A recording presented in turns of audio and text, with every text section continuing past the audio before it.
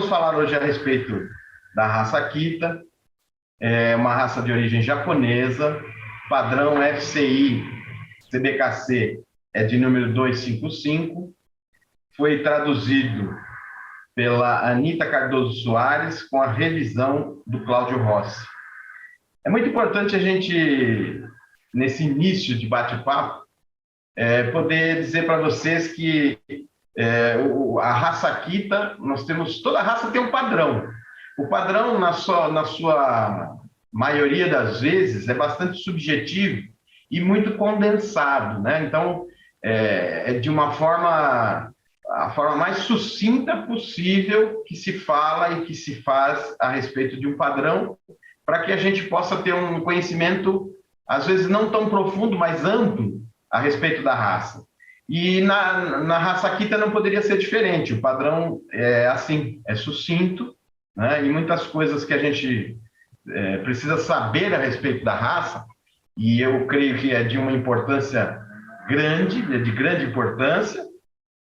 Nós temos que saber desde onde ele se origina, qual a sua trajetória e aonde chegamos com a raça na sua plenitude, que é o momento contemporâneo. Então vamos lá. O país de origem é o Japão, como eu já falei para vocês.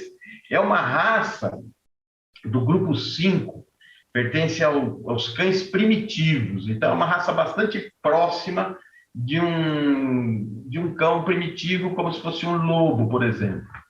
Eu sempre dou esse exemplo para tipificar aquele cão que se aproximou dos homens das cavernas e veio sendo desenvolvido, veio sendo aprimorado, veio sendo elaborado para as atividades mais intensas, onde o homem percebeu que o cão ele poderia se desenrolar e desenvolver tarefas importantes, né? Em primeiro lugar, ajudar e auxiliar na caça. Depois, na proteção, né? Proteger os membros daquele clã que utilizavam e se familiarizavam com os cães. E essa primitividade, daí vem algumas raças, e uma delas é a raça Akita. Na tradução do padrão, o que acontece? Nós temos um padrão que foi elaborado por uma entidade, e essa entidade elaborou, obviamente, como é um cão japonês, na língua japonesa. Mas a língua japonesa não é uma língua tão simples e fácil de ser traduzida, de ser explicada, né? Muitas vezes ela tem uma certa dificuldade até de um entendimento por parte dos ocidentais. Os orientais compreendem facilmente, mas os ocidentais têm uma certa dificuldade para interpretar e reconhecer uma tradução ou coisa que vale. Se nós pegarmos essa língua japonesa e traduzirmos lá no Japão para o inglês, que é o que foi feito com o padrão da raça Akita, nós vamos ter um padrão e vamos ter lá uma descrição. Depois desse inglês japonês, vai para a FCI, e na FCI, então, ela é traduzida para as 4 línguas que a FCI tem como línguas oficiais, né? E aí chega até o Brasil, através da tradução do inglês, que veio da FCI, que foi traduzido do Japão. Olha só quantas quebras de traduções nós temos aí. Então, fica difícil de explicar ou traduzir verdadeiramente no papel o que representa um cão da raça Akita e como ele é representado. Mas, enfim, nós estamos aqui hoje justamente para isso, para falar algo, porque se for para ler o padrão na íntegra, aí é muito simples, é chegar aqui, começar a ler, conversar com vocês a respeito de algumas características, comentar, né, alguma coisa que seja interessante acerca da raça, mas eu acho que seria muito mais proveitoso se a gente falasse de uma forma mais assim profunda do que a raça realmente almeja, os criadores almejam no Japão, os criadores de hoje, os mestres de criação que estão na maior entidade mundial a respeito da raça Akita, que é a Akiro, Akita Inu Hozonkai. Essa é a entidade máxima, que ela é sediada em Odate, né? Odate é a capital da província de Akita, então é onde tudo acontece em torno da nossa maravilhosa raça Akita. Então, se a gente pegar esses cães que lá primitivamente eles entraram no Japão pelo norte, né, pela região de Hokkaido e vieram descendo e se instalaram na região de Akita, eram cães, primeiramente, cães mataguis, que são cães caçadores. Depois eles foram desenvolvendo algumas outras questões e introduzindo algumas outras raças, né? Cães mais corpulentos, mais fortes, porque eles eram no momento de 1600 e alguma coisa, eles eram adeptos, né, à rinha de cães, então os cães precisavam ser mais poderosos, aí introduziram algumas raças maiores, né, os mastifes, né, mas não o mastife inglês. Muita gente, quando fala mastife, pensa no mastife inglês, mas esse mastife, muito provavelmente, era o mastim tibetano, aquele tipo de mastim que foi introduzido na raça. E aí, os matagues eram cães assim muito próximos a um cão esquimó, um cão puxador de trenó, e inclusive também tem uma raça que foi utilizada também para a introdução da raça Akita, que é o Karafuto, que é um cão puxador de trenó no Japão. Mas, enfim, a mescla dessas raças deram origem a um cachorro maravilhoso naquela época, desde aquela época, né? Que era justamente o Akita, e não tinha até 1800 e alguma coisa, na era do Shogun Tokugawa, não havia uma divisão de raças. O que havia no Japão era cães de grande porte, cães japoneses de grande porte, de médio porte, de um porte um pouco menor e de porte pequeno. Então, eles distinguiam os cães dessa forma. E só então, em 1800 e alguma coisa, que eles conseguiram fazer um cão determinado lá, de acordo com o padrão que eles começaram a tecer, e esse cão, então, virou o cão com o nome da província de onde ele praticamente foi originado, que é a província de Akita. E aí, até hoje, nós temos o nosso Akita. Houveram várias passagens aí pelo mundo sinófilo, né? E no ano entre 1999 e 2000, os Akitas tinham uma característica. Veja, pós-guerra, o que os soldados americanos levaram para os Estados Unidos? Levaram o tipo do cachorro que eles acharam bonito e encontraram lá. Quando eles chegam lá, eles começam a desenvolver um tipo de cachorro, e aí no Japão fica um outro tipo de cachorro que começa a ser trabalhado, começa a ser elaborado. E, para ser sucinto, em 1999/2000, o presidente do Japa Kennel Club, naquela época era Toyosako Kariabo, ele promove uma reunião e convida os grandes criadores do mundo inteiro, inclusive do Brasil, participaram a Anita Cardoso Soares, e participou o Kishiro Maki, que eram grandes criadores na época, né? A Anita, inclusive, até hoje participa ativamente da sinofilia e tem uma participação esplendorosa com relação à nossa raça, que é a raça Akita. O Kishiro Maki já não está mais entre nós, mas ambos foram, juntamente com o senhor Nelson Crepaldi, que também teve uma passagem e tem até hoje uma importância muito forte na raça Akita, são meus mentores, são as pessoas que eu fiquei sempre espelhado para poder fazer acontecer aquilo que eu tinha de ideia dentro da raça. Mas, enfim, essa raça, então, foi dividida em duas raças, né? Naquele momento, criaram o grande cão japonês, a FCI criou, estabeleceu que seriam raças diferentes, são cães completamente diferentes, e o Akita é o Akita mesmo, o Akita Inu, que é o Akita japonês, comumente conhecido. O porte dele, a aparência geral dele, é um cachorro de grande porte, um cachorro vistoso, e existem algumas características que são assim, extremamente importantes. Nós não começamos a falar ainda a respeito do padrão da raça, estou só dando uma explanada, um pouquinho da história, né, daquilo que aconteceu no passado, e para a gente entrar, propriamente dito, no padrão, naquilo que nos importa nos dias de hoje, né? Hoje a gente tem que ter um cão voltado a uma característica bem contemporânea.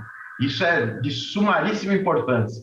E afastar ao máximo toda característica que se assemelha ao chamado hoje Akita americano. Então, nós temos cães diferentes, raças diferentes, que têm uma mesma origem.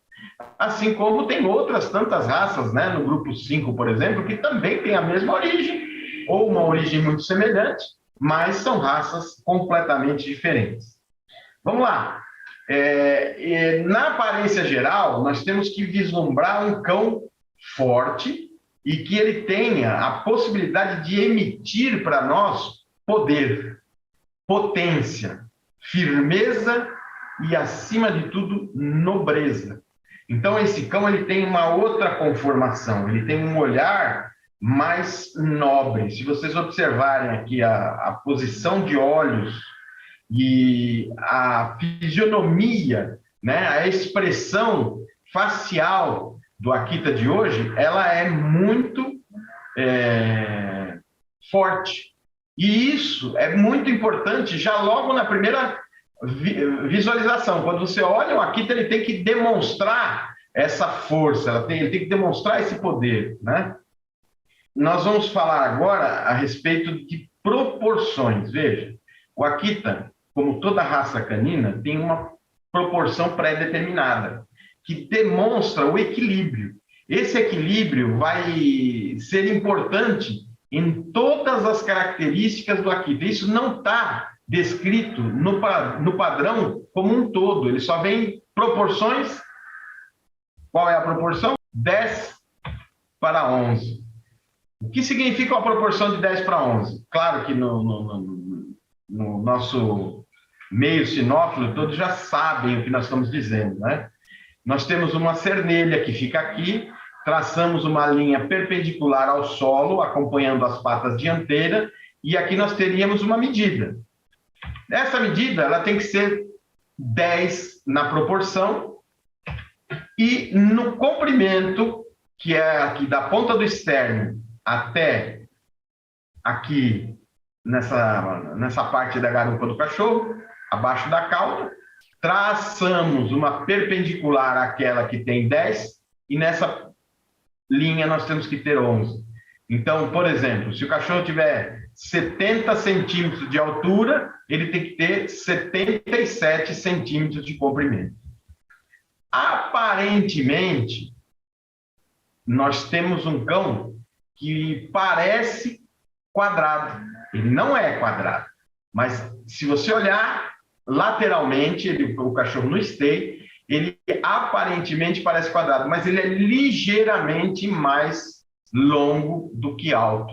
Isso é uma proporção que vai nortear todas as nossas características mais importantes que nós podemos imaginar na raça aqui, tá?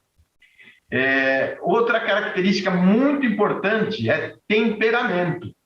Quando nós falamos em aparência geral, que nós falamos de um cão que ele é poderoso, um cão que transmite força, transmite firmeza e, sobretudo, nobreza, nós temos que imaginar que é um cão que tem um comportamento, através de um temperamento, firme e forte. Então, esse Akita ele não poderá ser tímido, em hipótese alguma. Assim como ele também não poderá ter características de superagressividade, porque também foge da característica. O Akita não precisa nem latir, nem rosnar para demonstrar quem ele é. Ele simplesmente olha. Ele para e olha. Essa é a característica talvez mais marcante. E nós só vamos ter um cão equilibrado, aí vem aqui ao caso dos 10:11, ele tem esta proporção, mas o equilíbrio se dá a partir do seu temperamento. Então, se ele tem um temperamento equilibrado, é um cachorro assim, que tem todas as características de um bom temperamento, ele vai ter uma boa aparência geral. É natural que isso aconteça. Outra característica importante, e aí também é preponderante que nós saibamos, né? Nós vamos falar o que eu acho que diferencia todas as raças. É a cabeça. Então, nós vamos dar uma importância muito forte para a cabeça. O Conselho até fez uma súmula de avaliação, onde nós priorizamos cabeça e temperamento como sendo as notas mais altas. Por quê? Porque é onde reside a diferença de todas as raças. Você vê duas cabeças de cães de raças diferentes, você distingue um do outro, uma raça da outra, a partir da cabeça e dos traços da cabeça. É justamente através da cabeça que a gente tem a definição principal da raça. No caso da Akita, nós temos que deixar bem claro que é importante isso, uma porção de outras raças também tem essa importância, mas no Akita é muito importante. Macho tem que ter cara de macho, como nós estamos vendo aqui, e fêmea tem que ter a cara de fêmea. Se vocês analisarem essa foto, vocês vão ver que tem dois cães com características muito semelhantes, porém a definição de macho e fêmea é evidente. Isso a gente observa assim, só batendo o olho, nós já sabemos quem é o macho e quem é a fêmea. Na cabeça, nós temos várias proporções. A proporção lateral de crânio-focinho, ela é de 4:6. Então, uma cabeça lateralmente analisada, ela tem uma profundidade aqui, a medida do stop até a ponta do focinho, são 4 partes, e a medida do stop até a ponta do occipital aqui em cima, são 6 partes. Isso é bastante interessante a gente saber também. Mas lembra que nós estávamos falando da proporção de 10:11? Se nós analisarmos e conversarmos com os mestres de criação da Acro, nós vamos ter algumas definições, e eu só tenho essa definição porque eu tenho meu amigo Alexandre Kobayashi, que mora no Japão e me proporciona algumas traduções, que é muito difícil da gente conseguir isso. Não só difícil de conseguir traduções de algo que seja escrito, mas conseguir a tradução da verbalização de quem está falando, e no caso nos interessa os mestres de criação. Se nós traçarmos, então, uma proporção, pegarmos uma reta do centro da orelha aqui, da base da orelha, até o centro da base da outra orelha, nós vamos ter uma linha reta. Aí nós traçamos uma outra reta embaixo do queixo, logo abaixo do queixo. E, em seguida, nós unimos essas duas retas, né? Essas paralelas, nós unimos, nós vamos ter a figura de um retângulo. E como é esse retângulo? Isso é muito importante. Proporção 10:11. Então, ele tem que ter, nesse retângulo, ele tem que ter 10 na parte longitudinal e latitudinal 11. Ou seja, é um retângulo neste formato e não neste formato. Tá? Olha aí, outra comparação. O mesmo retângulo. Isso, fiquem atentos, porque tem muito cão nacional, muito cão participando de exposições que não dispõem dessa característica. E é importante que isso esteja na nossa mente, principalmente para quem é juiz e vai estar julgando aí, ou quem é criador que está criando, está tentando evoluir dentro da criação. Atentem ao formato de cabeça do seu Akita. Ele tem que ter esta formação, um retângulo nesta base do queixo e central de orelhas. Olha só. Muitas vezes a gente olha esse cachorro e fala assim, meu Deus, que cachorro maravilhoso, como que eu posso verificar um Akita com esta qualidade? É muito fácil, você observa daqui a aqui, outra reta daqui a aqui, traça, une as retas, você vai ter um retângulo, e essa formação do retângulo é muito importante. A cabeça, geralmente, ela faz um paralelo com o corpo, tá? Se você olhando de frente, ela monta um paralelo aqui, ó, a cabeça e o corpo.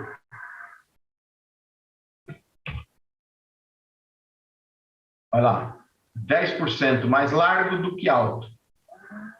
Aqui nós já começamos a distinguir outras medidas, traçar até a ponta da orelha. Olhos, vamos falar agora de olhos. Os olhos, eles são oblíquos, só posicionamento, tá, gente? Não estou falando do formato ainda. Mas eles têm que fazer essa linha, esse ângulo que chega na base externa da orelha, como vocês estão observando aqui nesta figura, tá? Nessa demonstração de figura. Então, são oblíquos. Muitas vezes, nós pegamos cães onde a orelha está mais abaixo aqui, a orelha está colocada mais baixa, de inserção baixa. Isso não é um ponto positivo, tá? É um ponto, na minha opinião, negativo. Olha uma cabeça exemplar. Ela é retangular, do jeito que nós comentamos. Os olhos são oblíquos. Se você traçar uma linha aqui, você vai ver que a ponta do olho chega aqui na ponta, na base dessa orelha aqui, na base externa da orelha, né? Na ponta da base externa da orelha, né? E a cabeça bem retangular. Dá para se observar bem nesse cão aí, né? A posição das orelhas também ela é muito importante, não só com a inserção. A orelha do Akita ela tem inserção alta, ela tem que ser reta. Muitas vezes a gente vê cães com as orelhas assim, quando na realidade eles têm que ser assim, voltadas para frente, e este ângulo de voltada para frente, ele tem que fazer um prolongamento da linha do pescoço, e é isso que essa foto está demonstrando. Está aqui o pescoço, está aqui a orelha. Se você traçar uma linha, você vai ver que a continuidade da linha do pescoço é que começa a orelha, e esse é um ângulo que deve ser observado e tem que ser mantido desta forma. Muitas vezes nós vemos cães com as orelhas em pé, dessa forma, ou cães com as orelhas, mesmo deitadas, mas as pontas voltadas para os lados, para as laterais. Não pode, gente. Isso não é positivo, tá? São características indesejáveis. A mordedura é uma mordedura em tesoura, tá? Onde os incisivos superiores sobrepõem os incisivos inferiores. Isso também não tem muito mistério, é tranquilo. Os olhos, como nós já falamos, oblíquos, e aqui eu tenho a representação através de uma setinha, né, onde ele vai atingir até a extremidade inferior da base da orelha, né, a extremidade externa da base da orelha. E o centro dos olhos, eles não podem ser muito juntos e também não podem ser muito separados, porque aí muda toda esta configuração. Então, ele está bem acima da cana nasal. Aqui você tem uma distância relativa, que caberia mais um olho e mais um pedacinho, né? Se eles forem muito juntos, muito fechados também, não pode ter um olho muito fechado, ele tem que ser oblíquo, e com relação ao formato, ele tem que ser assim, triangular. Faz uma base do triângulo aqui, outra aqui e a outra aqui. Essa é a forma correta de um olho de Akita, tá? Olha lá. Triangular. E não pode ser assim. Assim são olhos redondos ou arredondados. Mesmo que eles sejam fininhos, mesmo que eles sejam discretos, eles não devem ser dessa forma. Olhos dessa forma são do formato errado, cor completamente errada, né? E a distância entre um olho e outro também é equivocada. Ele está muito distante um olho do outro. Olhos redondos, um pouco mais juntos um do outro. Não é oblíquo, é um olho que ele sai lateralmente, né? Eu acho que dá para observar aqui na foto, né? Não, é um olho negativo, tá? E aqui nós temos o olho como deve ser, tá vendo? Ele é bem delineado e forma o triângulo exatamente como nós precisamos. E se você traçar aqui, vai ver que tem uma linha que atinge esta parte da orelha. Não pode ser muito para cima, que atinja dentro da orelha, e nem tampouco numa linha reta. E o pior é aquele que vem para baixo. Tem uns que tem um olho para baixo, mas geralmente esse olho é bem arredondado quando isso acontece. As orelhas nós já falamos, a distância da orelha também é algo bastante importante, isso o padrão não traz com clareza, né? Mas o tamanho das orelhas são orelhas relativamente pequenas, né? Elas têm a ponta arredondada, como vocês podem observar aqui na figura, né? Ela tem uma base, que eu já vou dizer que existe uma proporção dessa base. Ela tem uma inserção alta, reta para cima e voltada para frente em ângulo que segue a linha do pescoço. Mas um outro aspecto importante é a distância entre uma orelha e a outra orelha. O que a gente tem visto por aí são cães com orelhas juntas, né? São cães que demonstram algumas características, e isso é uma característica do Akita americano, que as orelhas são bem mais juntas, eles não fazem uma alusão ao distanciamento das orelhas. Já o Akita Inu, o Akita japonês, ele tem que ter as orelhas separadas. E qual é o tamanho ideal dessa separação? Você pode pôr imaginariamente uma outra orelha que caiba aqui, mas que tenha a proporção de mais 10%, ou seja, mais 5% de um lado e 5% do outro. Então tem que caber uma orelha, uma terceira orelha imaginária, né? A orelha fake, a gente olha essa orelha e visualiza que aí cabe mais uma orelha e mais um tantinho que sobra de cada lado.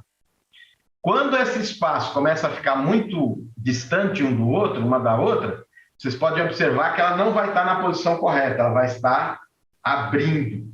E muitas orelhas, elas estão juntas e continuam abrindo. Dá a sensação de que elas estão separadas, mas não estão. Nós temos que ficar de olho nisso, porque são características vitais para que a gente observe um cão de qualidade interessante.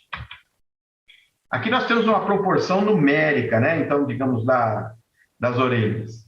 Os lábios devem ser sempre ajustados, tá? Eu vou dizer um passant aqui, bem ajustados, não pode ser muito pendentes. Claro que deve ter sempre uma folga nessa pendência, porque é um cachorro que foi utilizado outrora para caça, então também tem que caber algo dentro da boca dele que não prejudique na mordida. Então ele tem que ter uma certa flexibilidade aqui. Um maxilar forte, né? Uma bochecha bem desenvolvida. Mas aqui o mais importante é a gente analisar esta questão de orelhas aqui. De A a B, nós temos uma proporção de 7,7, vamos supor, né? Então, vamos supor que aqui tem 7,7 centímetros. Aí, de D a C, ou C a D, nós temos 7 centímetros. Então, ela é mais larga na base do que alta. Aqui a gente não observa tanto como... Nessa foto ela está assim, não está muito... uma foto muito feliz, mas nós podemos observar aqui que ela tem um tamanho daqui a aqui, e aqui ela é um pouco menor, na ordem da mesma proporção do cachorro, que é de 10%. Aí nós temos uma cabeça, onde vocês podem observar que tudo aquilo que nós conversamos está presente. Formato de olho, distância de orelhas, enfim. Posição, colocação, onde está o lábio aderente, tudo como deve ser, né? Esse nariz cor de fígado, ele só é permitido na cor branca, tá, pessoal? Já estou avisando desde já. Pescoço. Então, aqui nós temos o pescoço. Nós temos um pescoço forte, musculoso, bem desenvolvido, assim como deve ser todo o corpo do Akita. Nós temos visto muito cão participando, inclusive, de exposições e tudo mais, que é muito esgalgado, às vezes é pernalta, ou não tem uma boa profundidade de peito. Isso são características negativas. Mas o pescoço ele tem que ter um encaixe que demonstra força, vigor, firmeza, né? E para isso ele tem que estar muito bem encaixado aqui na escápula, porque dele vai participar toda uma questão costelar aqui e influenciar na inserção da cauda que deve ser portada alta. Então, olha, esses são exemplos de cabeças maravilhosas com pescoços muito bem desenvolvidos, né? Então, aqui nós temos outro exemplar. Esse exemplar foi vencedor de mundial por 2 vezes. 2 anos consecutivos. Demonstra um pescoço bem robusto, forte, musculoso, né? Este é outro que também tem a mesma característica de pescoço. Enfim, A Akita tem que ser um cachorro com essa cabeça, com esse pescoço, tem que ter essa característica. Transmitir força, elegância, mas, sobretudo, firmeza e nobreza. Aqui outro exemplar, também com a característica bem firmada no pescoço, né? Vamos falar agora de membros. Nós temos os posteriores, que também tem que ser, conforme nós falamos a respeito do pescoço, todo o Akita deve ser bem desenvolvido, bem forte, ossatura poderosa, tá? Uma ossatura que demonstre essa força, né, que a gente tem buscado. Nós temos aqui a escápula humeral, que constitui um ombro também bem desenvolvido, com uma profundidade de peito bastante interessante. O arqueamento costelar aqui embaixo tem que chegar na altura do cotovelo, né? O externo não é proeminente, mas também tem que transmitir uma força. E os braços fortes e desenvolvidos a partir de uma boa ossatura e completada com uma boa musculatura, tá, gente? Nós temos uma angulação aqui que é de 110 a 115. Essa angulação, ela é muito importante porque o Akita não tem uma movimentação onde a elasticidade seja muito alongada, ou seja, ele tem uma propulsão e um alcance balanceado de acordo com a sua conformação física. Então, esta angulação ela é muito importante que ela tenha de 110 a 115 e aqui de 115 a 120, que é a angulação traseira. Aí nós vamos ter todo um esqueleto muito bem desenvolvido e muito bem constituído, tá? As patas sempre retas. Não podemos esquecer de que, para levar, como diz um amigo nosso, também grande criador da raça Akita, meu amigo Pedro Lang, ele diz que para levar uma cabeça bonita tem que ter um corpo equivalente e ele tem que ser um corpo que traduza aquilo que é importante, ou seja, um corpo correto, com angulações corretas e que transmita uma movimentação correta. A movimentação correta é uma movimentação elástica, porém, ela é bem plástica no que diz respeito a cotovelos, né? Não pode expulsar os cotovelos, como nós estamos vendo nessa figura 2 aqui. Ela tem que ser assim, exatamente como essa figura 1. Quando nós vimos a estrutura do Akita no slide anterior, eu falei a respeito de arqueamento costelar. Veja, o arqueamento costelar da raça Akita, ele é em formato de coração, tá, gente? Não em formato de barril. Portanto, existem alguns cães aí que estão até vencendo muita exposição internacionalmente, que tem um aspecto barrilar na sua conformação costelar, tá? Esse aspecto barrilar, ele vai espaçar um pouco mais as patas, elas vão ficar mais espaçadas. Aparentemente, ela vai dar até uma movimentação no ir e vir melhor, mas não é o ideal. O ideal é que ele tenha essa conformação de um arqueamento costelar como se fosse um coração. Ele faz um arqueamento costelar assim e não barrilar, tá? Aqui são as figuras de um Akita em esteio, onde a gente pode observar que a primeira figura é a correta, a segunda figura é errada, que as patas elas estão para dentro, as patas anteriores, e as posteriores também estão. E aqui estão para fora. Então, correta é a primeira figura, a segunda figura é errada, e a terceira figura também é errada. Comumente falando na sinofilia, a gente diz que ele está armando a barraca aqui, né? Então, fica uma postura muito ruim. Essa também não é boa. A boa é a primeira. Vamos lá. Paralelismo dos posteriores e anteriores. Aqui nós temos os anteriores, onde nós temos que ter um paralelismo, tá, gente? Tem que ter, as patas têm que estar paralelas. Quando você tem uma abertura de patinhas, uma abertura de mãozinhas assim, você geralmente tem um arqueamento costelar ruim uma profundidade de peito ruim e na movimentação os cotovelos entram embaixo do peito. E aqui, para que esse fator de anteriores seja verdadeiro, nós também temos que observar uma leve angulação na pata dianteira. Mas vamos lá. Aqui nós temos uma estrutura, pata aqui aparentemente reta, aqui nós tem que ser reto a pata, e aqui forma um ângulo, um pequeno ângulo na pata dianteira, para que ele tenha flexibilidade. E na movimentação, ele tenha um alcance melhor. Então, o correto, nesse caso aqui, é a figura do meio, que tem uma leve angulação. Esse daqui é excessivamente angular e esse daqui é excessivamente retos. O correto é o do meio, tá? Esse é excessivamente angulado e o de trás tem pouca angulação. Agora nós vamos falar de posteriores. Isso não tem muita diferença em muitas raças, né? Mas é importante que todos tenham conhecimento a respeito disso. Posteriores têm que ser firmes, paralelos, né? E aqui nós temos uma figura que acompanha tudo aquilo que nós já começamos a dizer. Aqui no crânio nós temos uma proporção de 4:6. A linha da orelha tem que acompanhar a linha do pescoço. O esgalgamento da linha inferior também tem que ser notado. A linha superior é reta.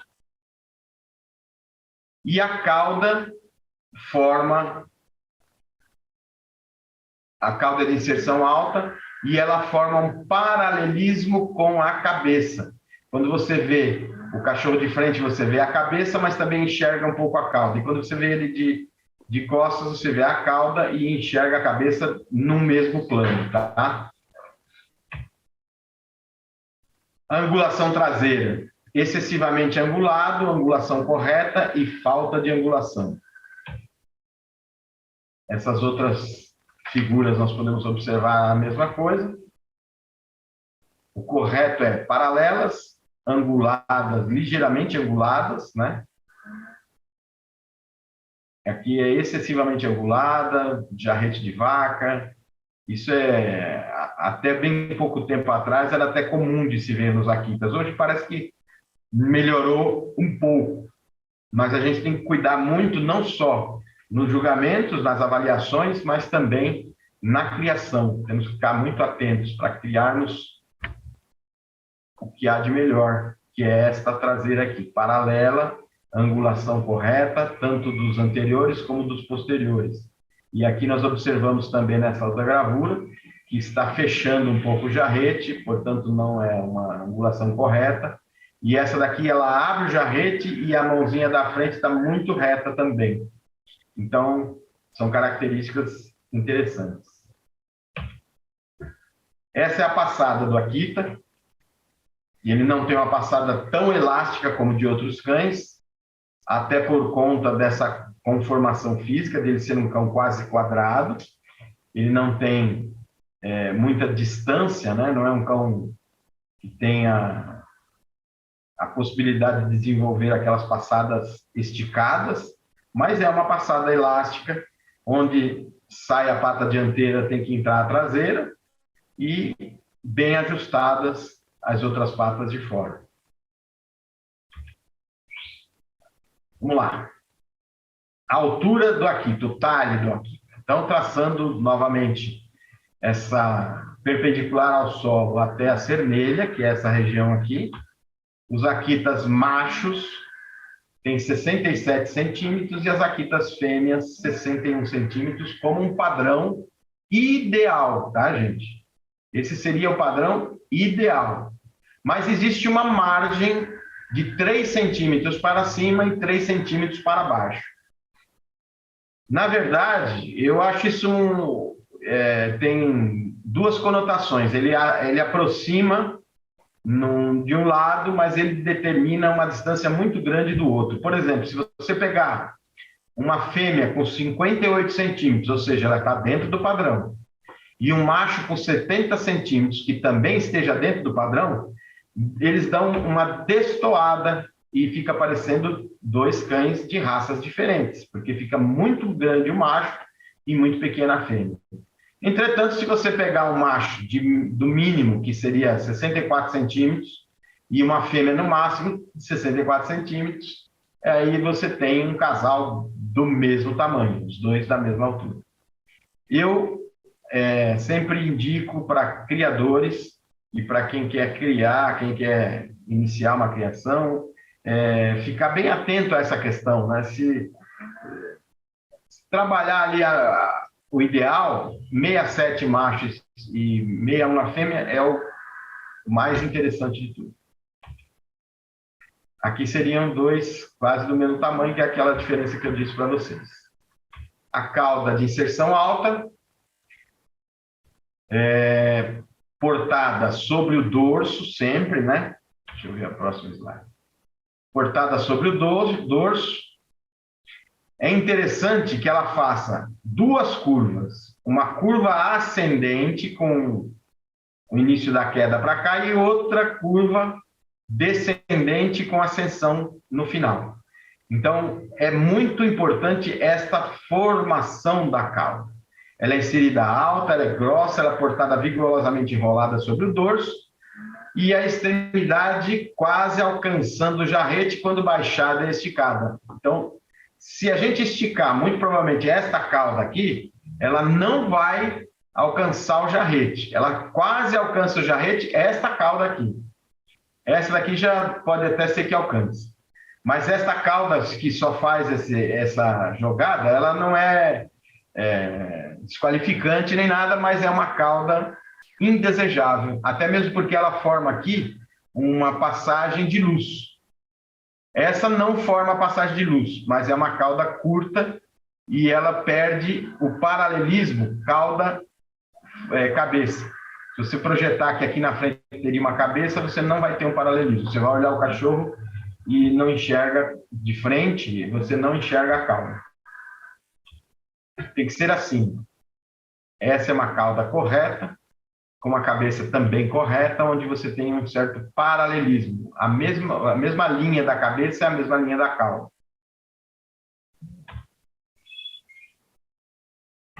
Esse também. Pelagem. Vamos falar de pelagem dos Akitas. Os Akitas têm uma pelagem dupla, ou seja, tem pelo e subpelo. Essa pelagem dupla e densa dá um formato característico para a raça Akita. Então, por exemplo, onde ele tem o pelo mais comprido, no dorso, indo do dorso da cernelha para a garupa, na cauda e na parte de trás da cabeça, formando uma juba que começa no pescoço e vai até a linha dos olhos, mais ou menos. Aí você vai encontrar em cada cão, o ideal é uma medida de 8 a 10 centímetros, cada pelo. E ele é suportado pelo subpelo. Então, o subpelo cria um volume nesse pelo, que é o que dá essa característica de juba nele, né? E a cauda também, uma cauda exuberante através de uma pelagem exuberante. É muito importante que nós saibamos que existe uma falta que é desqualificante, que é o pelo longo. Então, os cães da raça Akita não podem ter pelo longo. Pelo longo é aquele excesso, aquele pelo que cai. Isso na neve seria prejudicial, por isso que ele tem pelagem e subpelagem. Protege ele da neve e ele fica muito mais exuberante, o cão, com a pelagem e o subpelo também em ordem, tá?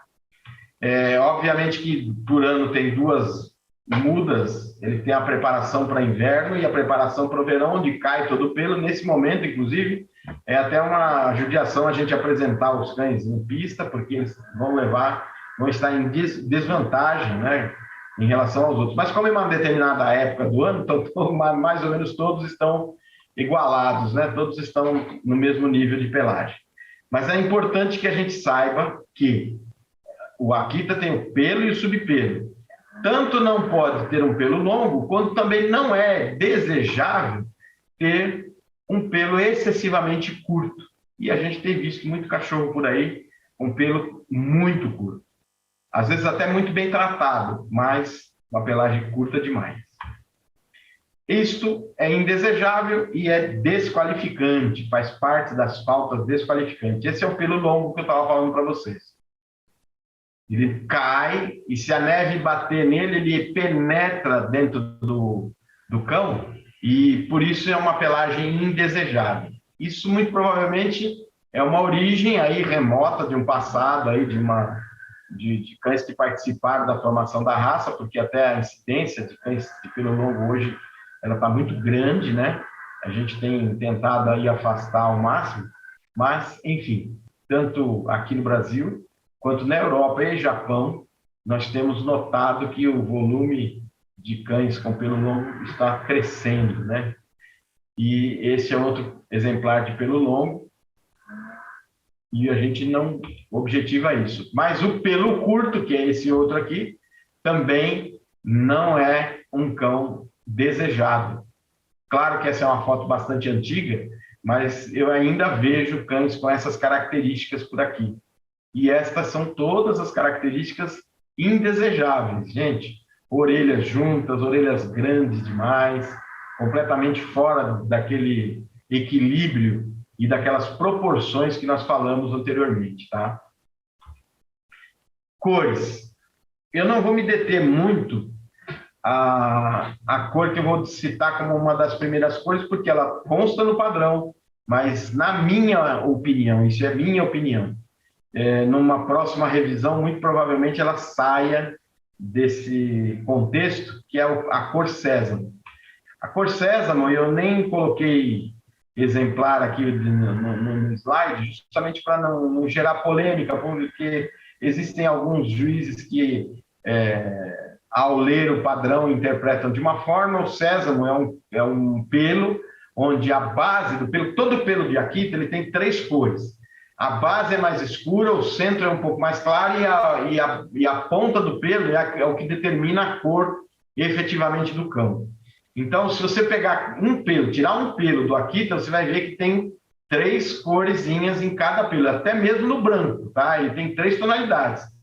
Você vai falar, mas Ulisses, branco é branco. Não, não é branco, é branco. O branco também tem suas peculiaridades em cores que eu não vou entrar agora nesse mérito da questão, mas quem é criador sabe, se você molhar o cão branco, você vai encontrar outras cores ali no pelo, ele vai começar a aparecer uma cor de rosa, uma outra cor diferente, um branco mais escuro, um cinza, nesse meio branco aí.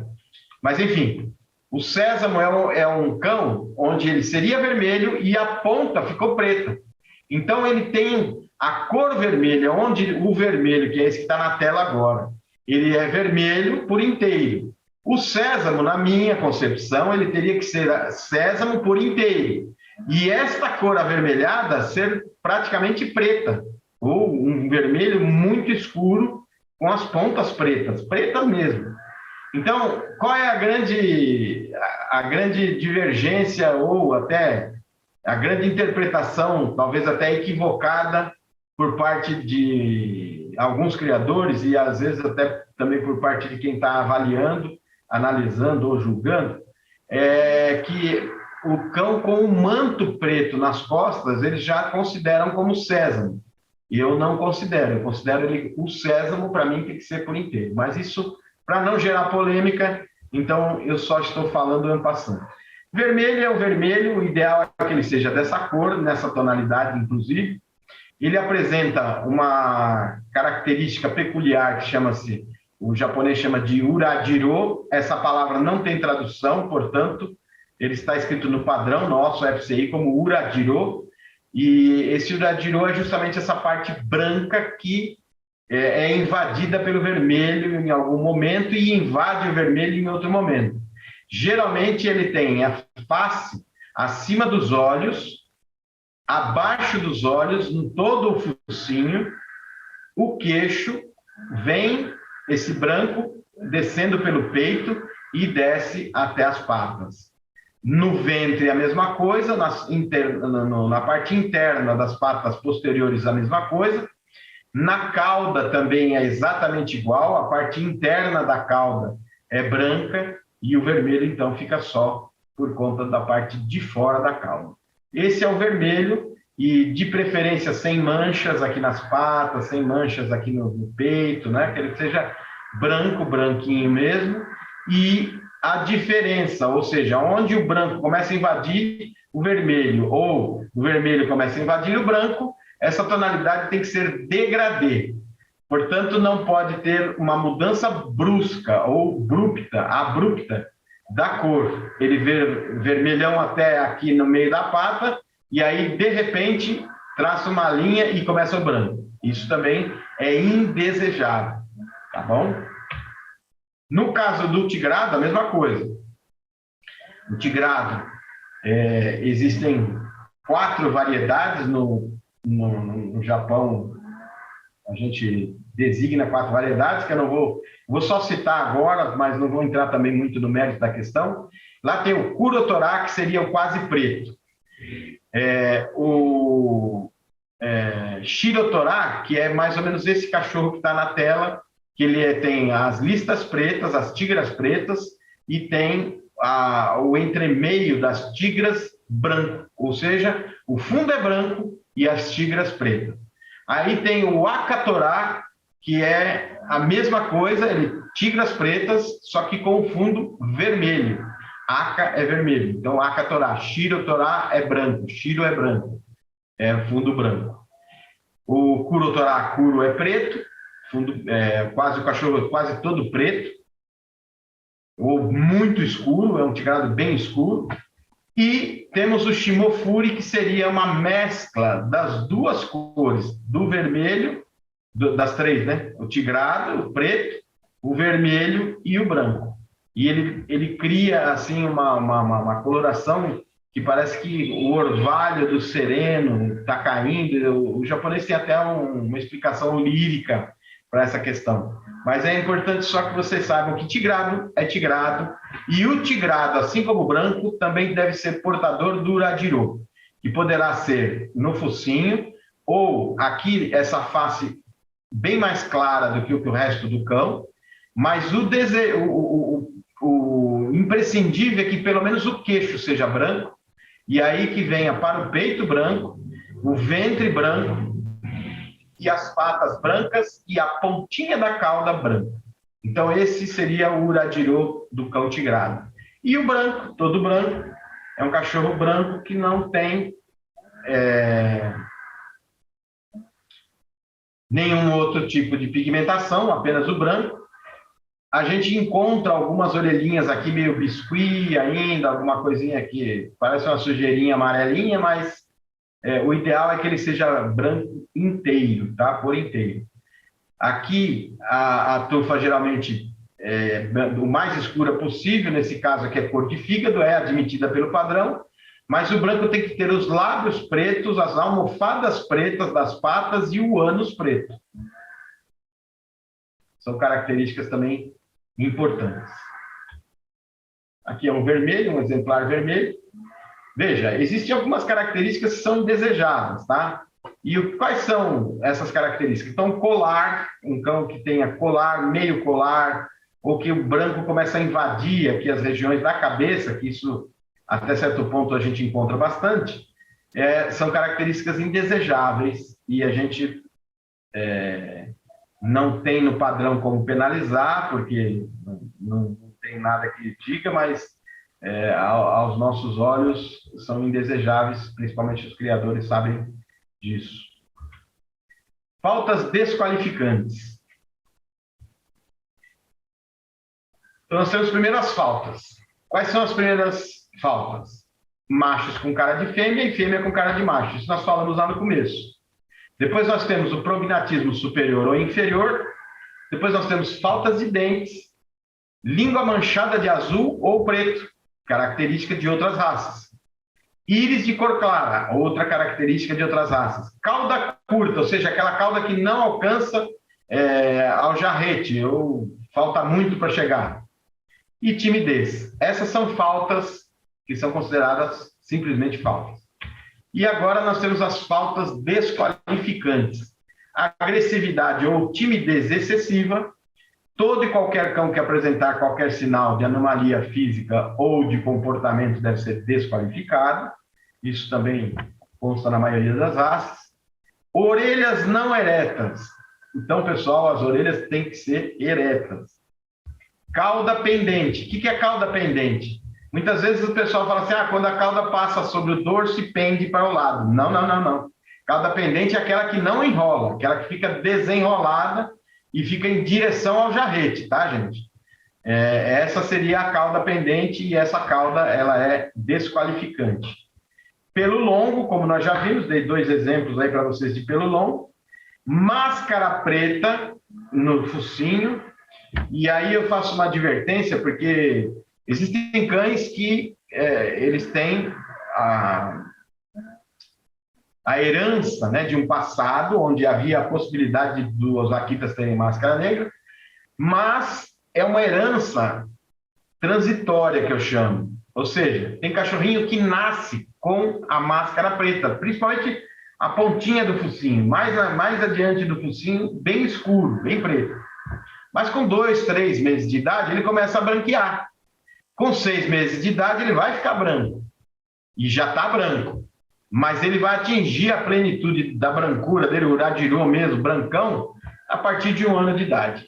Então, isso são características que a gente pode até observar, mas de uma forma bastante clara, de que máscara negra é aquele cachorro que tem, a partir dos olhos, tudo preto. E preto, negro, tá? Não pode ser cinzinha. Você pega um cachorro de 12 meses, de 6 meses para julgar e vê uma mancha, um cinzinha assim no focinho e já querer desqualificar, eu acho que é precoce demais. Mancha sobre o fundo branco. Essa parte também é bastante interessante. Mancha sobre o fundo branco. Quando está dizendo aí fundo branco, quer dizer que o cachorro é branco. E aí, então, ele tem manchas. Eu gosto de traduzir isso como sendo malhado. Então, o cachorro malhado, sim, é desqualificante. Mancha sobre o fundo branco, cachorro branco com manchas de outras cores. Enfim, é isso que nós temos para comentar a respeito do padrão. Espero que vocês tenham aproveitado alguma coisa. Me desculpem o avançado da hora, mas eu agradeço aí a participação e a todos que ficaram até este momento nos assistindo.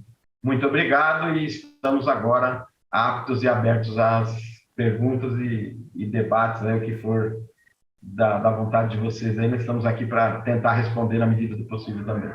Obrigado.